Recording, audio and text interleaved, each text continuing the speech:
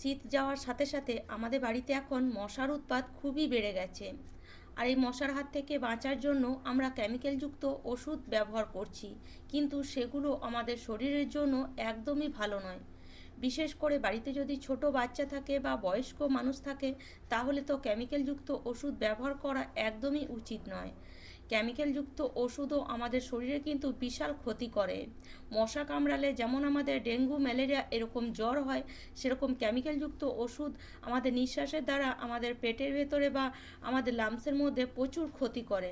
সেজন্য মশার কামড়ের হাত থেকে বাঁচার জন্য আপনারা কেমিক্যালযুক্ত ওষুধ ব্যবহার না করে ঘরোয়া পদ্ধতি ব্যবহার করুন।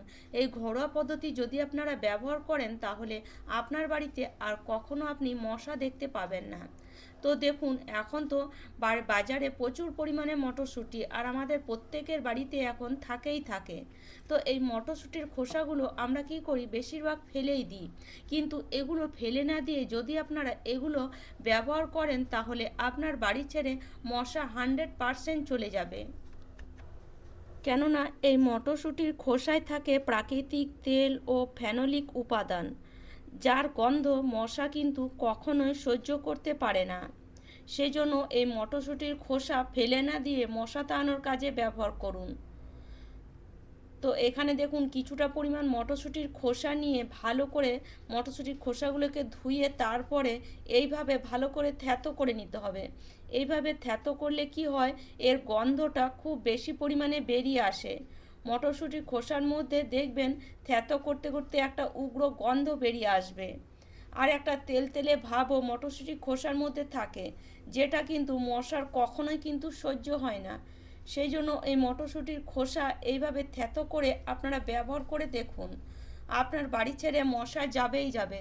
তো দেখুন, এখানে কিছুটা পরিমাণ মটরশুঁটির খোসা ভালো করে এইভাবে থ্যাতো করে নিয়েছি। এবারে মটরশুঁটির খোসার মধ্যে আমরা কিছু জিনিস মিশিয়ে দেব, যার কারণে এর গন্ধটা আরও উগ্র হয়ে যাবে, আরও তীব্র হয়ে যাবে, যার জন্য মশা আপনার বাড়ি ছেড়ে পালাতে একদম বাধ্য হবে। তো দেখুন, এখানে দিয়ে দেব সামান্য একটু পরিমাণে হলুদ গুঁড়ো। হলুদ গুঁড়োর মধ্যেও একটা গন্ধ থাকে, এটা আমরা সকলেই জানি। আমাদের ভালো লাগলেও কিন্তু মশা বা কোনো রকম পোকামাকড়ের কখনোই কিন্তু এই হলুদের গন্ধ ভালো লাগে না। সেই জন্য সামান্য হলুদ গুঁড়ো, তার সাথে দিয়ে দেব সামান্য একটু হাফ চামচের মতন সর্ষের তেল, বা আপনারা এখানে নিম তেল বা তিল তেলও ব্যবহার করতে পারেন। এই তেলগুলোর মধ্যে একটা বিশেষ গন্ধ থাকে, যেটা মশার কখনোই কিন্তু সহ্য হবে না। তার সাথে সাথে এক টুকরো কপুর দিতে কিন্তু একদমই ভুলবেন না। এই এক টুকরো কপুর দিয়ে দিলে এর গন্ধটা এতটাই উগ্র, এতটাই তীব্র হয়ে যায়, আর অনেকক্ষণ পর্যন্ত থাকে। তার সাথে সাথে একটু আদা কুচিও এখানে দিয়ে দিতে পারেন। যদি না দিতে চান তাহলে নাও দিতে পারেন, তবে দিয়ে দিলে কিন্তু অনেকক্ষণ পর্যন্ত এর পাওয়ারটা থাকে। সেই জন্য ভালো করে একটু আদা কুচি দিয়ে ভালো করে সব জিনিসগুলোকে মিশিয়ে নেবেন, আর মেশালে দেখবেন এর গন্ধটা আপনার নাকেও যাবে। এবার এই মটরশুঁটির খোসাগুলোকে এদিকে সেদিকে একটু একটু করে রেখে দেন। তো এবার কিভাবে আপনারা ব্যবহার করবেন সেটা অবশ্যই দেখুন, সেটা না দেখলে কিন্তু ব্যবহারও ঠিকঠাক করতে পারবেন না। আর যদি ব্যবহার ঠিকঠাক না করতে পারেন, তাহলে কিন্তু আপনার বাড়ি ছেড়ে একটাও মশা পালাবে না। সেই জন্য ভালো করে দেখুন, এই শীতের সময় কিন্তু মানে শীত যাওয়ার সাথে সাথে মশা কিন্তু আমাদের বাড়িতে আসতে শুরু করে। আর এই সময় যদি আপনারা এই মটরশুঁটির খোসা একবার ব্যবহার করে নেন, তাহলে এর পরে আর কিন্তু আপনার বাড়িতে মশা আপনি দেখতেই পাবেন না। তো দেখুন, এখানে নিয়ে নিতে পারেন ছোট্ট ছোট্ট এরকম বাটি, বা নিয়ে নিতে পারেন ছোট্ট ছোট কোটো। মানে যে কোনো জিনিস আপনারা ছোট্ট ছোট নিয়ে নিতে পারেন, যাতে জায়গা কম লাগে। তো এই কোটো বা বাটিগুলোতে এরকম মটরশুঁটির খোসাগুলোকে একটু করে আমরা রেখে দেব। আর এই এই একটু একটু করে মটরশুঁটির খোসা আপনারা 3-4 ভাগে করে নিতে পারেন। বাড়িতে যতগুলো রুম আছে ততগুলো রুমে এক একটা করে রেখে দিতে পারেন, বা এদিকে সেদিকে করে এক একটা করে রেখে দিতে পারেন। তো চলুন, কিভাবে আপনারা এটাকে ব্যবহার করবেন আমি দেখিয়ে দিচ্ছি। তো বিশেষ করে রান্নাঘরে দেখবেন প্রচুর পরিমাণে মশা থাকে, কেননা রান্নাঘরের জানলা তো আমাদের খুলেই রাখতে হয়। আর এই জানলা যখন খোলা থাকে তখন দেখবেন এই জানলা দিয়ে প্রচুর মশা ঢুকে আসে।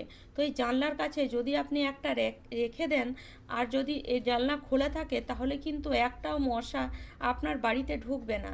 কেননা এই গন্ধে মশা কিন্তু পালিয়ে যাবেই যাবে।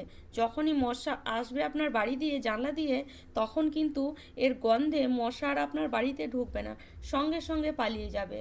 তার সাথে সাথে ভেতরে যে মশাগুলো আছে তার জন্য আপনারা রান্নাঘরে যে কোনো একটা কোণাতে এরকম একটা জায়গায় করে রেখে দেন, দেখবেন মশা আস্তে আস্তে আপনার বাড়ি ছেড়ে পালিয়ে যাচ্ছে। এবার বেলকুনির মধ্যেও এক দুটো এইভাবে রেখে দেন, দেখবেন মশা আর বেলকুনি দিয়েও ঢুকবে না।